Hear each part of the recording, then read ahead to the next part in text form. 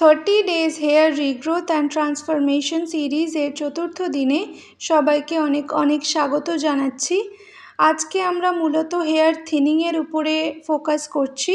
যাদের এক একটা চুল ভীষণ পাতলা হয়ে গেছে, যার জন্য চুল আঁচড়াতে গেলে মাঝখান থেকে ভেঙে যায়, হেয়ার ব্রেকেজের প্রবলেম হয়ে গিয়েছে, তাদের জন্য আজকের ভিডিওটা ভীষণ হেল্পফুল হবে।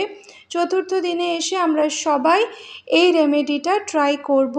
তার জন্য প্রথমে নিয়ে নিতে হবে 2 চামচ পরিমাণ সর্ষের তেল, 2 চামচ পরিমাণ নারকেল তেল।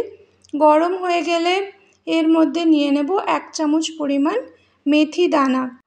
গ্যাসটা কিন্তু একদম লো ফ্লেমে থাকবে। ঠিক 2 মিনিট পরে আমাদের তেলটা একদম রেডি হয়ে যাবে।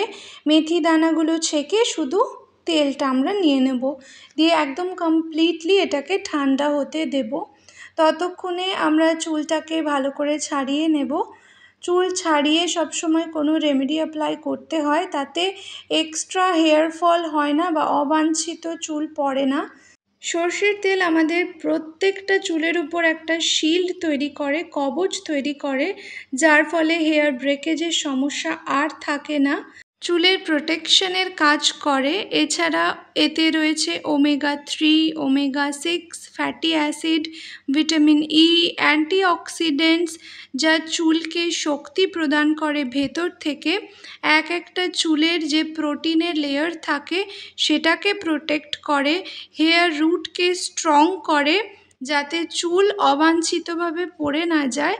আর হেয়ার থিনিংয়ের সমস্যার একমাত্র অব্যর্থ ওষুধ হচ্ছে মাস্টার্ড অয়েল বা সর্ষের তেল।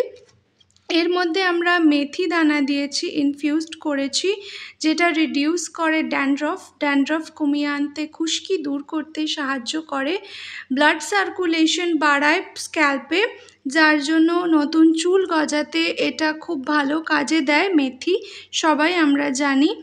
আর চুলে যে ড্রাইনেসটা থাকে না, ফ্রিজি ড্রাইনেস, এটাকে কাটিয়ে উঠতে কিন্তু আমাদের মেথি দানা খুব উপকারী হয়। মেথি দানার জল, তারপরে মেথির তেল, এগুলো সবই আমাদের চুলের ফ্রিজ বা ড্যান্ড্রফ, তারপরে হেয়ার থিনিং, এগুলোর প্রত্যেকের উপরে কাজ করে। ইনফ্যাক্ট যাদের টাক পড়ার সমস্যা আছে, সময়ে যদি তোমরা মাস্টার্ড অয়েল মেথির অ্যাপ্লিকেশন করো, এই তেলটার অ্যাপ্লিকেশন করো, তাহলে তোমাদের যে বল্ডিং চলে এসছে স্ক্যাল্পে, সেটার থেকে মানে টাক পড়ে যাওয়ার থেকেও তোমরা রক্ষা পেতে পারো।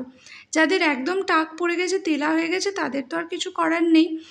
যাই হোক, আর এতে আমরা কোকোনাট অয়েল দিয়েছি, নারকেলের তেল, যেটা হাইড্রেট করে স্ক্যাল্পকে, চুলকে সফট স্মুথ করে দেয় চুলকে, যার ফলে চুলের যাদের জট বাঁধার প্রচণ্ড সমস্যা রয়েছে, সেই সমস্যা কিন্তু আস্তে আস্তে কমতে থাকবে। মোট কথা, এই একটা তেল আমরা চতুর্থ দিনে অ্যাপ্লাই করছি, যার ফলে আমাদের যত হেয়ার থিনিংয়ের সমস্যা রয়েছে, ফ্রিজ, ড্যান্ড্রফ, যেহেতু আমরা চুলের উপর 30 দিনের একটা ট্রিটমেন্ট চালাচ্ছি, তাই প্রত্যেকটা স্টেপ মানে প্রত্যেকটা দিন কিন্তু আমাদের জন্য ইম্পর্টেন্ট, একটার সঙ্গে আরেকটা ওতপ্রোতভাবে জড়িত। তার মানে এই নয় যে আমি মেথির তেলটা এমনি যে কোনো দিনে ব্যবহার করতে পারবো না, নিশ্চয়ই পারবো। আমি বলতে চাইছি এই 30 দিনের জন্য একটু পরপর যদি ফলো করা যায় তাহলে বেস্ট রেজাল্ট পাবে। তোমাদের হেয়ার রিগ্রোথ শুরু হয়ে যাবে চুলে, যার জন্য বলা। এমনিতে প্রত্যেকটা ইন্ডিভিজুয়াল ডে ট্রিটমেন্টগুলো তোমরা যে কোনো দিনই চালিয়ে যেতে পারো, কোনো সমস্যা নেই। ডে 1-এ আমরা একটা ক্যাস্টর অয়েলের অ্যাপ্লিকেশন করেছিলাম, দ্বিতীয় দিনে এসে একটা হেয়ার মাস্ক লাগিয়েছি, তারপরে চুলটা মানে শ্যাম্পুও করেছি দ্বিতীয় দিনে এসে, তৃতীয় দিনে লাগিয়েছি একটা হেয়ার টনিক, চতুর্থ দিনে সর্ষের তেল, নারকেল তেল আর মেথির একটা তেল।